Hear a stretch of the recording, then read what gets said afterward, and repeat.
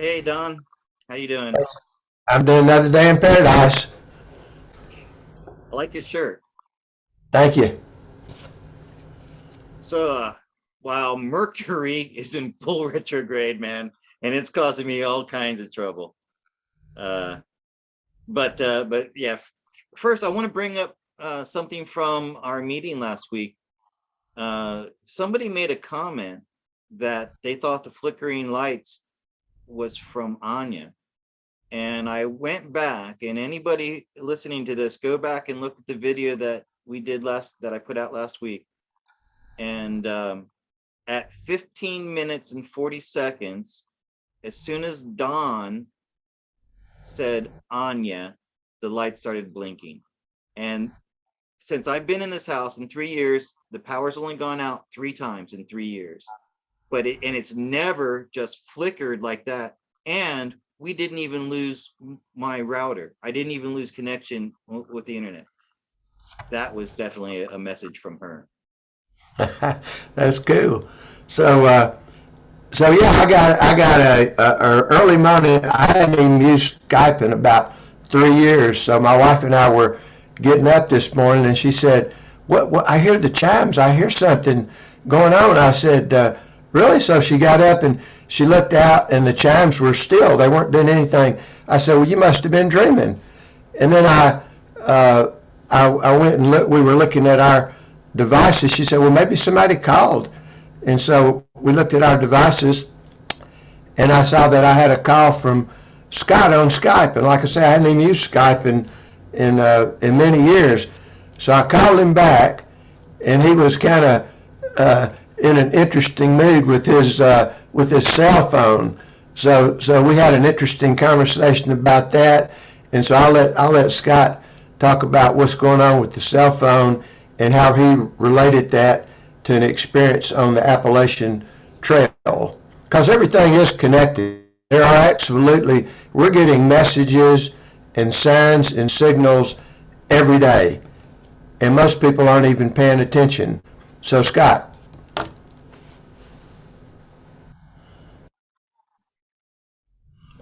Okay, yeah. So because I'm monetized my channel and Google gave me these prompts saying that I had to do certain things, and one of the things they told me was I should lock my phone. I don't know if I had to, but anyways, I'm like, okay, I'll lock my phone, and I used a pattern unlock, like a swipe pattern unlock. And I did it earlier today, and I've probably unlocked my phone 30 times today. And then um, when I went to do it the last time, I forgot the pattern, and I panicked a little bit, and I tried a couple times, and then you have to wait 5 minutes, then you have to wait 15 minutes, and then 30 minutes, and now it's an hour, and so I was freaking out, and I just needed somebody to talk me down, and so you're the person I thought to call, and you want to comment? Well, yeah, I mean, I think we just, I mean, I didn't know anything about, I've never locked my phone, and I didn't know anything about what we were doing. So we just talked a bit and decided to, Scott was even concerned if we should do our call this morning, but I said, whatever. So he decided to do it, and so here we are. And so now he's got a little bit of an update on what's going on with his phone. And then he was telling me before we started about how he remembered a situation from the Appalachian Trail. Right. Well, first off, Don, and I recommend anybody out there who needs help with anxiety or getting over fears or general life coaching. This guy will help you, because you what you told me, really, you got me settled down. You got me to realize that this isn't so serious. But the whole thing, the feeling that I got, the anxiety and the stress that I got, reminded me of something that happened to me on the Appalachian Trail. And it was when I was hiking in a ravine that had several switchbacks, and there were different trails. There was a low road and a high road, because when the high water was high, you take the high road, and on this day, I was taking the low road, but I got confused and ended up going back the opposite direction on the high road. And then I'd come down and get back on the low road. And I did that several times. And I was just getting so frustrated because I couldn't figure out, where I was going wrong. So finally I sat down and I told myself, come on, just work this out. And then when I got to a junction, I made mental notes about the landscape, and I think I probably marked it. And what should have been an 8-hour hike ended up becoming like a 12-hour hike. And I'd only brought enough water for an 8-hour hike. So by the time I got to the end, I was parched and I was feeling a bit of relief. But at the end of the trail there, just before I went up out of the ravine to the guest house, somebody had left a bottle of water sitting in the shade of a tree. So it was cool and it was unopened. And that was a trail magic moment, that bottle of water just happened to be sitting there waiting for me, knowing that I was so thirsty. And by the way, that was the day that I met Anya. So after this really stressful, really hard event that took place, something really great took place. And I'm taking this as kind of a clue from the universe. That's because I had that same stress feeling. The feeling was the same trying to unlock my phone as it was trying to find my way out of that ravine. And then something great happened right after it. So, hey, maybe this is the pattern, maybe this is the great thing right here. Well, let me make one comment on this, and this is just from my experience personally and from working with hundreds of people with all sorts of different issues. This morning, when Scott was sort of panicking about not being able to unlock the phone, in my opinion, that just triggered some deeper issue within him, and even the Appalachian Trail. So there's some issue with him about being out of control with something that's important that probably consciously he could never think about. And that's how it is for all of us. And as we talked about it, Scott realized that not being able to unlock the phone is not that big a deal, because there's lots of options, and he probably will figure it out before he goes to bed tonight.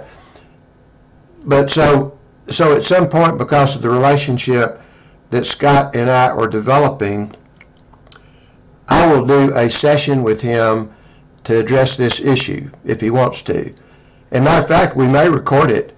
What we might do is record it, and then if he decides he wants to publish it, we could do that, because lots of people have these issues, and consciously there's no way you're going to think about, well, what happened that caused this? No, but there's techniques that you can use that tap into the subconscious, the Akashic records, whatever you want to call it, but there's techniques that will tap into that, and you can find it and heal it, and then you're done. Because all these things that we have core beliefs and core issues that program us in our subconscious, and our life, we're like a computer program until we figure out how to reprogram.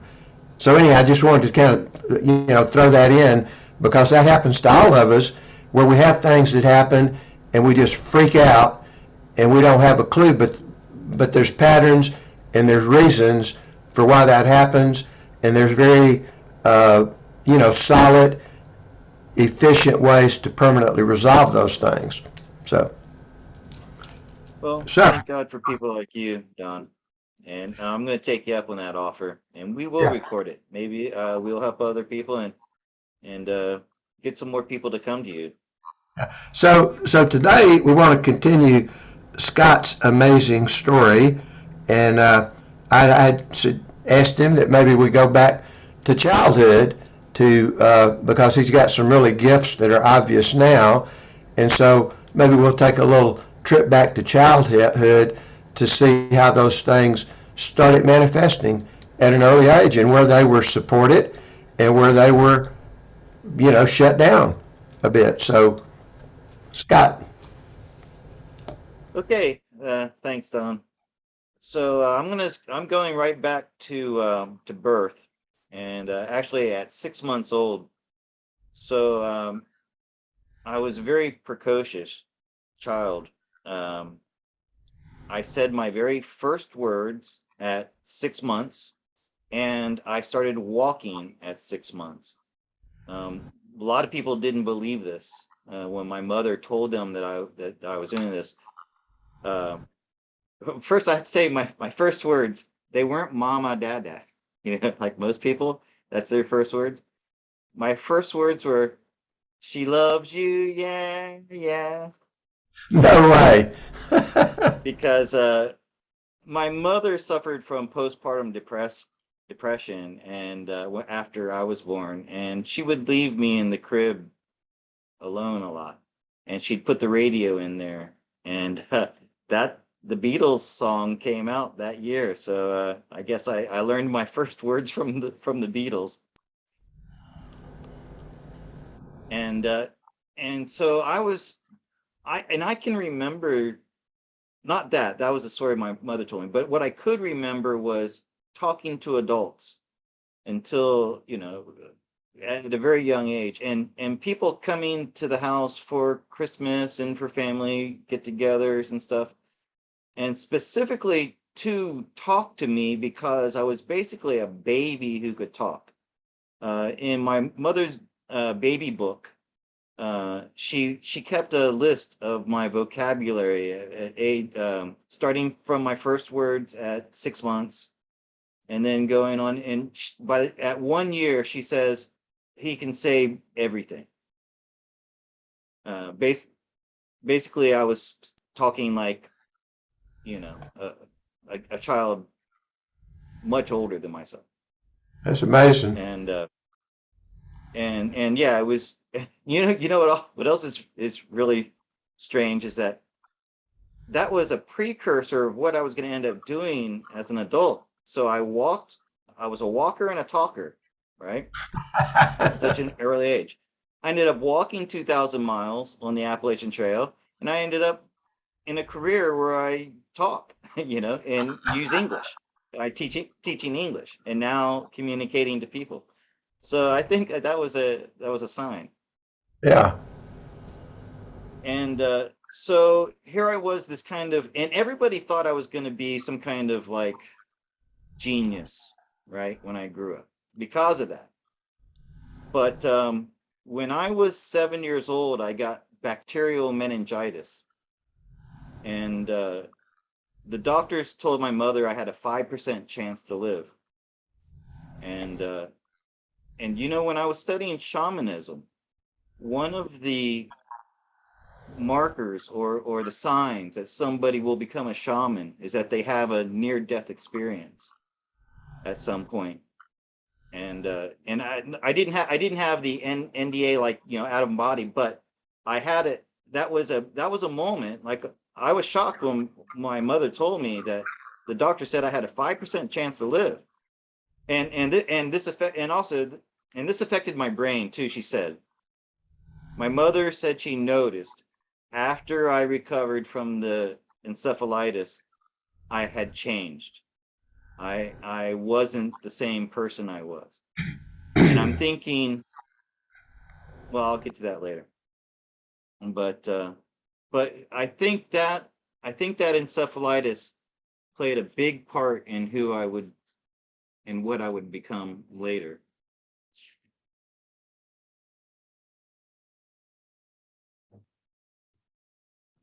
Okay, and so then at 7 years old, I started kindergarten. Well, no, I mean, before that, or whatever. I started kindergarten, right?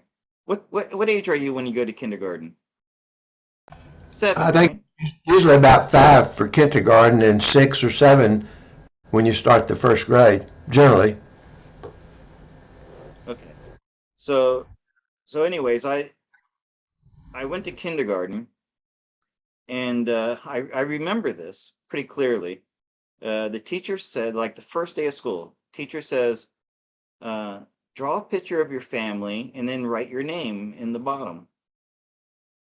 And so I do that, little ugly stick figures. And then I signed my name, perfect mirror image, TTOCS, complete with a capital S at the end. And the teachers looked at this, and luckily somebody there recognized this as a sign of dyslexia. And so I was taken to Easter Seals, and they gave me two tests.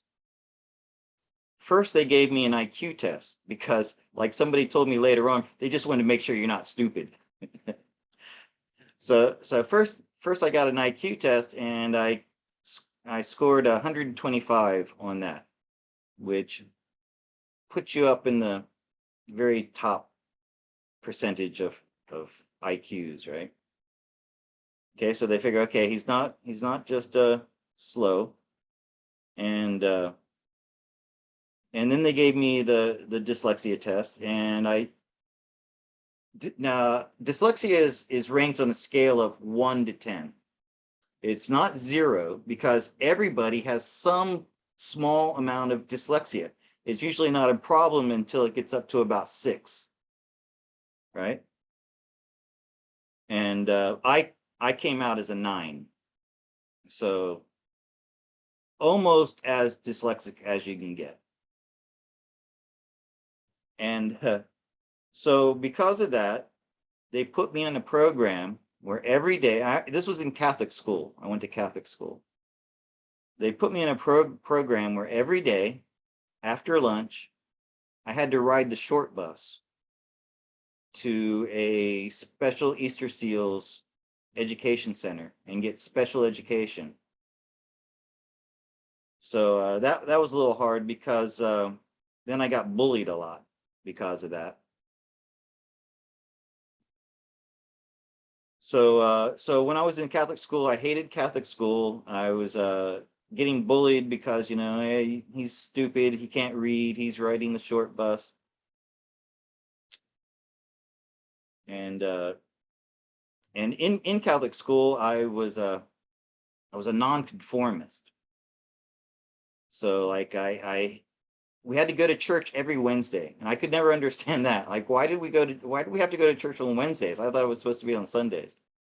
And we were supposed to wear a tie. Oh no, I'm sorry, it wasn't Wednesday. It was Fridays. Fridays, and we had to wear a tie, a little clip-on bow tie. I hated wearing that, so I wouldn't wear it. I'd get in trouble all the time. I would question authority all the time. Like the priest would walk around, and he would come into the classroom, and he would, bless us, you know. And he kept doing this and kept doing it. And one day I'm like, "Excuse me, yes, Scott." Say, "Why is Father Sheedy blessing us?" "Oh, because he's the priest here, and he can." I'm like, "But is he? So he's God? Is he God?" "Well, no, he's not God. But well, then why is he doing it? I shouldn't even only God be able to do that." So anyways, I wasn't doing. I hated Catholic school. The nuns, the strict nuns, and everything. And so when I was about 12 years old, I'd had enough of it. I guess I was 11, about 11 years old. I'd had enough of it. I told my mother in the 5th grade, I at the end of the 5th grade, I said, "Mom, I don't want to go to the school anymore. I don't want to do Easter Seals anymore. I'm tired of, looking like I'm, excuse the phrase, a retard or something, because I'm getting on the bus with kids who have serious problems, Down syndrome kids, and you know stuff like that. I want to be normal. I want to go to a public school. I just want to be normal." So in the 6th grade, I started going to public schools, and I want to talk about these strange things that happened to me that I don't think happened to most people. So one of them was blackouts. in my early, from around 6 or 7 years old, where there were spaces of, and I did a video about this, a live feed, because I was trying to find out if there are other people who have experienced stuff like this. I didn't get anybody comment that they had. There were just chunks of time that were missing. I called it redacted memories, as if somebody just took a Sharpie and wiped those parts out. I'm not going to go into details of it, but that was one of the things. Another one that I started to realize I could do was in the 6th grade. So I went from a small school where I only had 25 students in a classroom to a big school where they're, eating in a cafeteria with lots of kids and lots of noise and lots of activity. And probably because my disorder, my learning disability, whatever, I found it overwhelming. And I remember thinking, I wish everybody would just go away. And I found that if I looked into the corner of the room where the ceiling met 2 walls, and it forms like a 3-sided triangle if you look at it from the inside. And if I focused on that point, I could make everybody disappear. It would start like a tunnel, kind of like the fuzz on a TV when it's not tuned in, and it would form a tunnel, and then it would completely collapse. I couldn't hear or see anybody else around me. And the first time I did it, I was pretty shocked.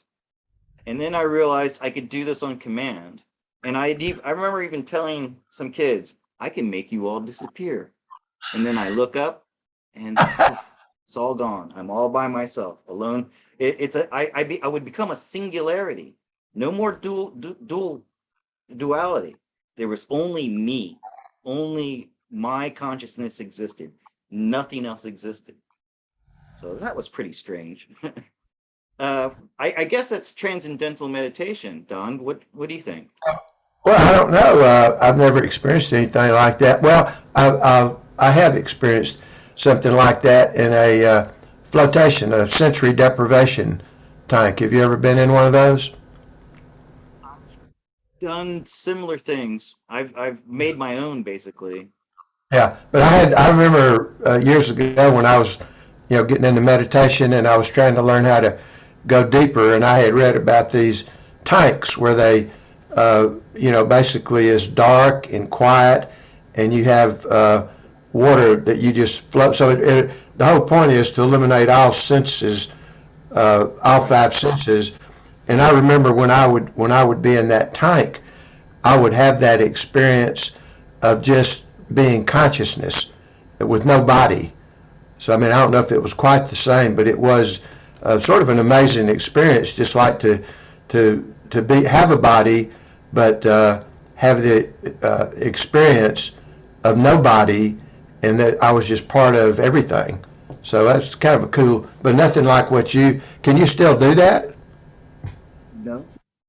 Well, As I got older, it slowly got harder for me to do, and to the point then once I got well past puberty, like I couldn't do it anymore. Um, and I've done what you're talking about, where I have a pool of water here with completely black, my ears blocked off by being underwater, and floating in, I use salt water as well. So floating, no sensation. But when I did that, I would have vivid visions of memories. Like I could think about a memory that I loved, and I could experience it again, almost as if I was there. so for curiosity, when you were having these unusual experiences as a kid, did your family encourage and support that, or did they try to suppress it? Well, I'm not sure I realized that I was different, so I didn't really talk about it. Oh, So okay. let me tell you about another one when I did try to talk to somebody and find out what was going on. And this was something that I couldn't control. It happened to me spontaneously, and it happened often, and it went away about the same time, shortly after puberty. And this was usually happened in class. And what would happen is it felt like my thought processes would speed up, like an engine on idle with the throttle all the way to the floor, just revving.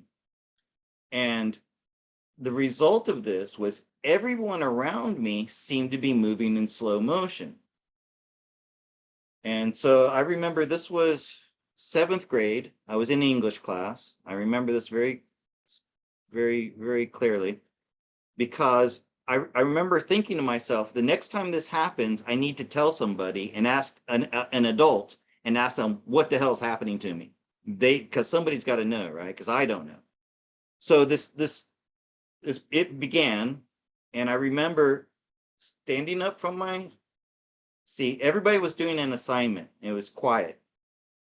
I remember standing up from my desk and walking to the front of the class where the teacher was sitting. It seemed to take an hour to get there. Once I got there, I tapped her on the shoulder. I got her attention, and I said, something strange is happening to me. But when I spoke normally to her, but my own ears, it sounded like I was talking like this. And I told her the experience that I was having at the moment, and she was clueless. She's like, I don't know. And so I normally walked back to my desk, but it felt very slow. So I don't know what was going on there. So basically, you didn't really talk much about, because a lot of times kids have these experiences and they want to talk about them, and mostly they get shut down or say that's your imagination, or get real repressed on it. But you basically just didn't talk much about it. I tried the one time, and they didn't know what was going on. I suffered from depression when I was really young. I remember going to my mom. I mean, I was probably 6 or 7, and telling her, using the word depressed, which probably was not even a lot of kids' vocabulary at 6 or 7. And she just shrugged. She said, "No, you're just a child. You can't be depressed. It's impossible. You can't be depressed." Huh. So, yeah. But yeah, I've dealt with depression my whole life. Yeah. So, anyways, yeah, I just wanted to mention those anomalies, these strange things that would happen in my head. And another strange thing about me was, I used to lie in bed. I was insomniac as well. I would lie in bed for hours, not being able to sleep. Oh, I just remembered something. Sometimes I would feel like I was floating. My head would be anchored to the pillow, but my feet would float up. So where I was like inverted, like upside down. That was just a memory that just came back to me, and that was really strange. I wasn't asleep though. I was awake. And I used to have a prayer that I'd say, and I'd say, God, I don't want to be rich. I don't want to be famous. I just want to know everything. That's all I want. I want to know everything there is to know. That's all, huh? It's probably easier to be rich and famous than to know everything. Right. So I mean that's where I was coming from at a very young age. Right. Knowledge to me was the most important thing. So not being able to read was a huge problem for me. Um, when I got into the 6th grade and I swapped schools, and I'm now in public school, Mrs. Bryant, it's funny how you remember teachers' names, right? Mrs. Bryant used to read books to us, and I loved it so much. And I had a love of books. I just loved books. And I love, I love speaking. I love English. And but the best I could do in the 6th grade was peanuts. So I'd get these little peanuts, Charlie Brown book, and you'd get merit points for being good in class, and then I'd climb up into the cubby hole during our little break time. She had these cool little cubby holes. That's what we called them. They were just shelves in the wall, and some of them were quite high, like 5 or 6 foot high. And I'd always get the highest one to get away from everybody. And because I never liked being around people that much, which people my age. And I'd read, and also I didn't want people to see that I was reading Peanuts. Everybody else was reading Nancy Drew and Hardy Boys and books, and I would look at those books and I just couldn't. I called it the book barrier. I couldn't get past reading a book. And then a miracle happened. In 1977, Star Wars came out. And I went to see the film Star Wars. And from the moment that bum, ba-da-bum, and that spaceship comes out, I was blown away by this. I'd never seen any, well, except for 2001: A Space Odyssey, I saw when I was like 7, which completely freaked. You know, a 7-year-old watching 2001: Space Odyssey, give me a break, man. You know, that's probably kind of what got me to love the Star. So anyway, Star Wars, and Star Wars hits on all these archetypes: the hero, the rogue, and the damsel in distress, all these things. And I saw that film in the theater 17 times. No way. 17 times. And it's funny that I remember the number. It was 17. And I would have kept going, but after 2 years, they finally pulled it out of the theater. There was a matinee, you could see it for $2 on Sundays, and also I memorized every word of the film. By the time I'd seen it 17 times, I could recite every word from that film. Of course, I lost it later, but back then we didn't have VCRs, so it's not like you can just go rent it and watch it again. So I saw a book. It was Star Wars, the book. And I thought, oh, I can read the book. And it was like 250 pages. To me, it was like a monster thick book, and it took me 2 weeks to read it. But I finally finished the book, and I broke the book barrier. Wow. Once I had completed reading a book, it snapped something, a switch clicked in my brain. It's like, okay, I can read books now. And then a cousin of mine said, here, read this one. He gave me The Hobbit. So then I read The Hobbit, and like, wow, books are wild. And then I went straight from The Hobbit to The Lord of the Rings. So in the space of just a few months, I went from being functionally illiterate. Okay. So I was reading at a first grade level. I went from that to reading British literature in just months. Wow. It was like, a quantum leap that I made. And then from there, I was reading a book a week.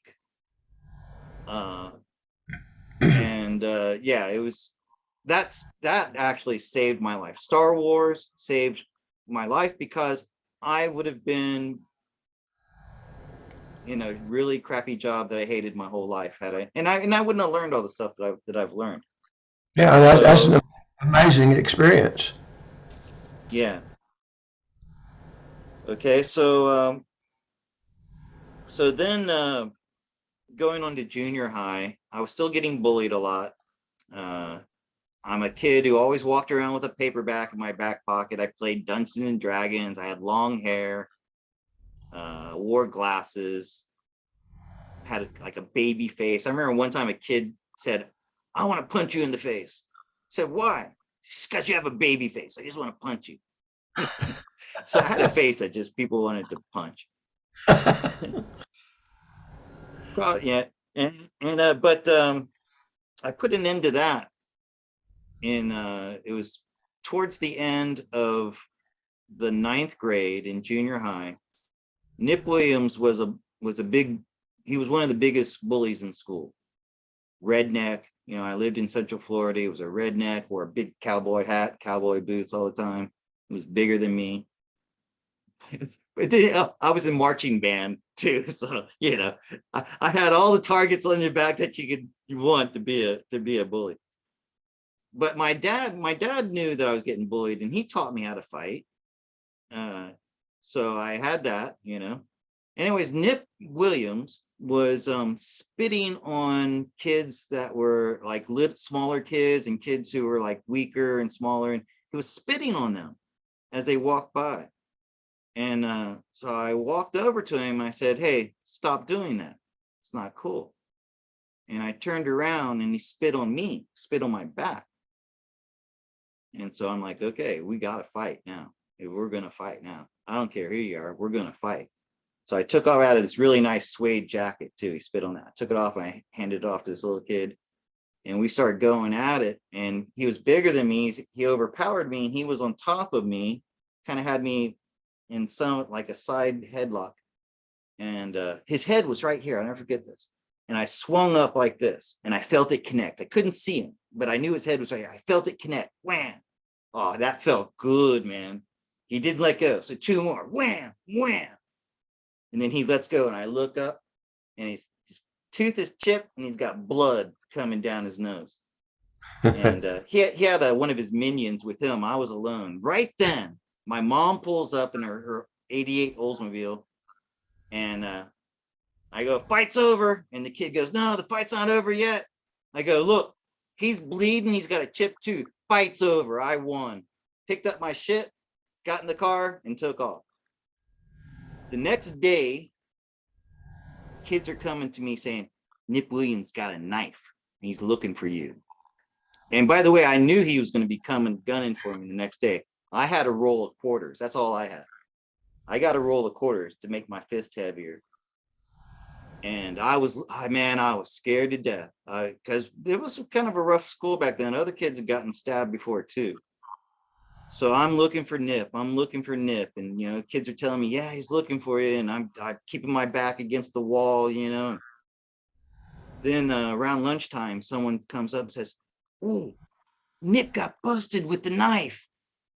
He's in the principal's office." So Nip Williams ends up getting expelled from school and leaving town. So now everybody knows I got into the fight with him, and then he disappears, and a lot of people don't know like the whole. So it became a legend. Scott Yates kicked Nip Williams' ass, and then Nip Williams had to leave town because of it. So when I went from ninth grade junior high into 10th grade high school, I remember one time I was walking down the halls and, got into like a pushing match with somebody, and somebody goes, "Don't fuck with him. That's Scott Yates. He kicked Nip Williams' ass." I had a rep. I didn't have to fight anymore after that. That's interesting. Well, I won other fight, but that was a totally different thing. Yeah. No, that's a cool story. Yeah. So I had to share that story. Well, and there's a lot of bullying going on, and I think one takeaway from that story is if you confront a bully, then it disappears. I mean, because the whole concept of bully is you got one person that's creating fear in another person, and once the other person, like with you, once the other person gets out of fear and not concerned about the consequences, then the universe steps in and it's over.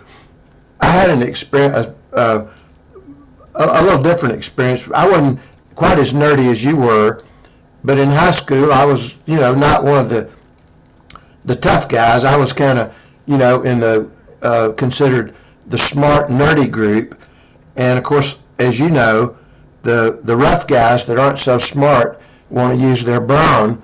So the school, the quarterback in the school was always picking on people. He wasn't a big guy. He wasn't much bigger than me, but he had these big guys that would hang around with him to sort of intimidate people.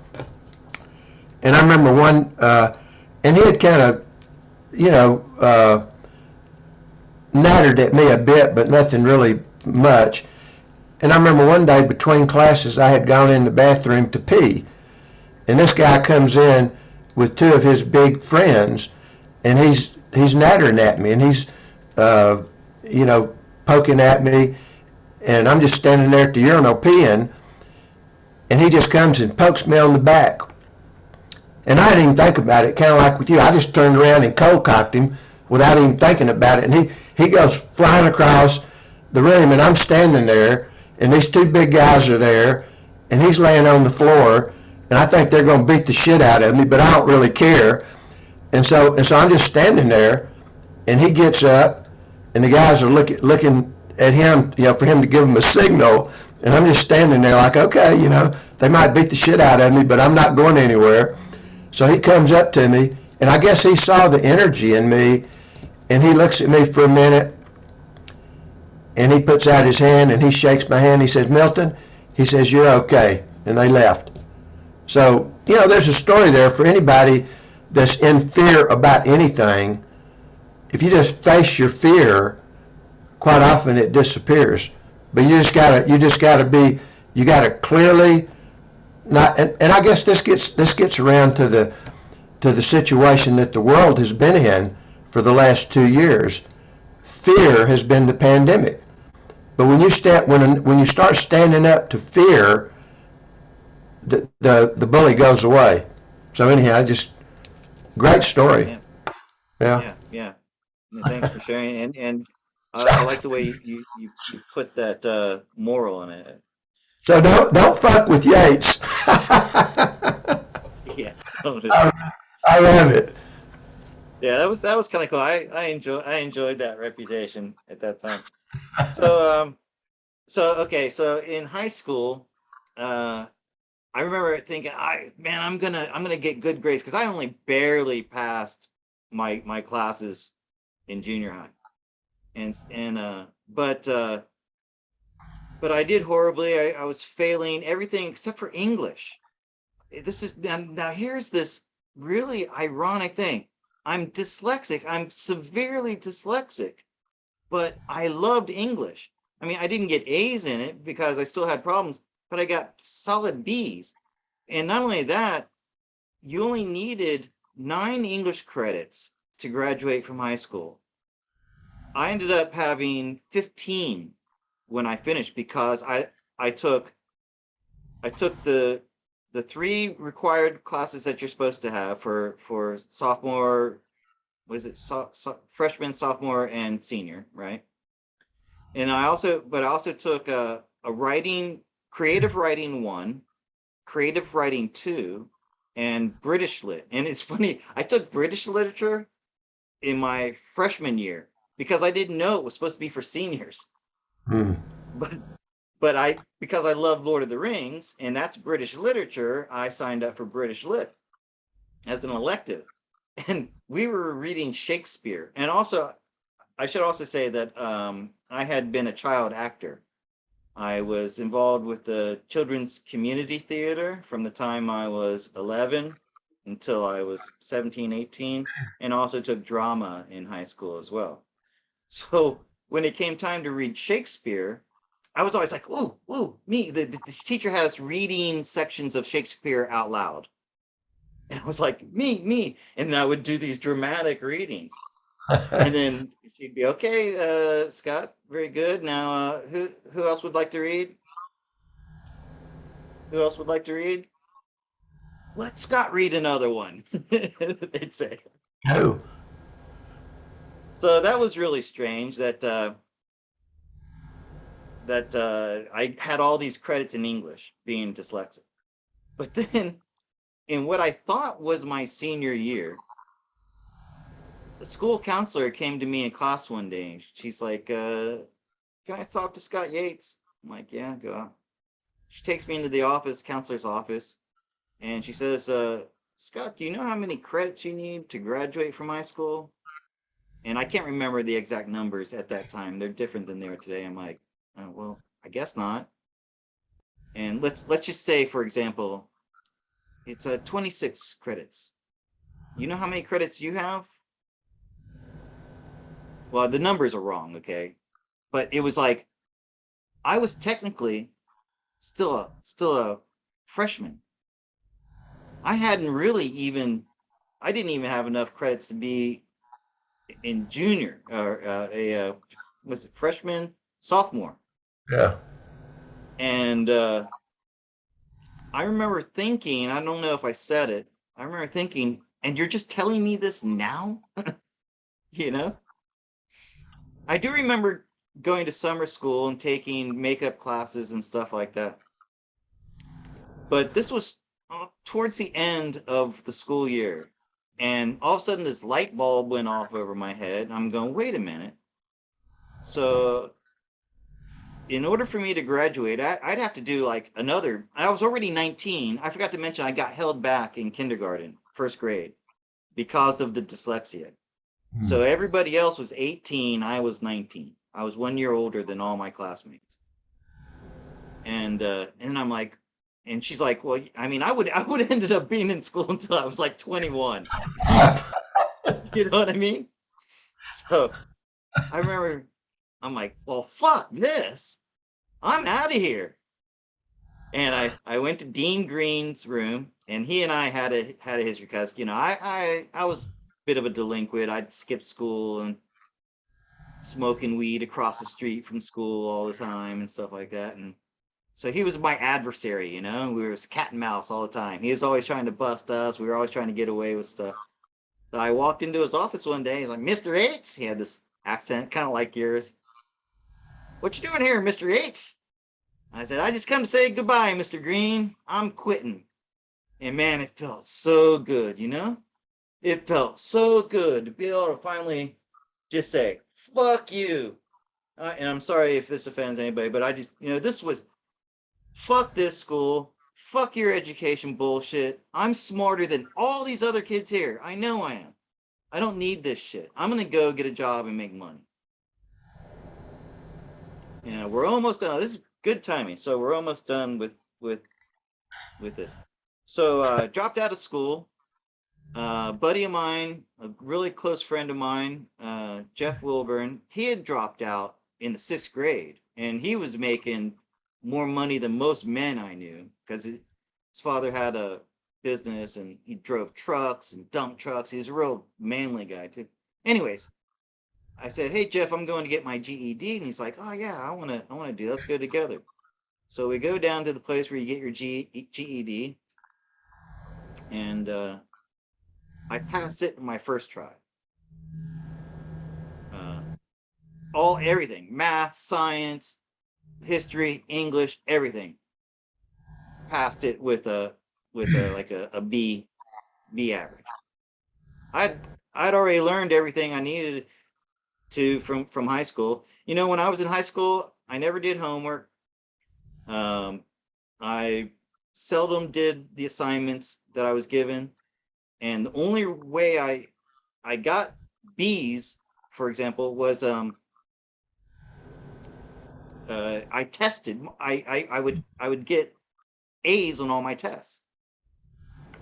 So that's where all my good grades came from, was getting A's. So anyways, yeah, that was and that was the end of my childhood, basically. And when we come back, I'm going to tell you about when I went home and I had this kind of like moment of like, well, what do I do now? I'm an adult, and I had like a vision in my head of what my future would be. And I thought to myself, man, this is gonna suck. My life is gonna suck. I'm dyslexic. I'm a high school dropout. I can't go to university. I saw what my dad went through. He was dyslexic, same as me.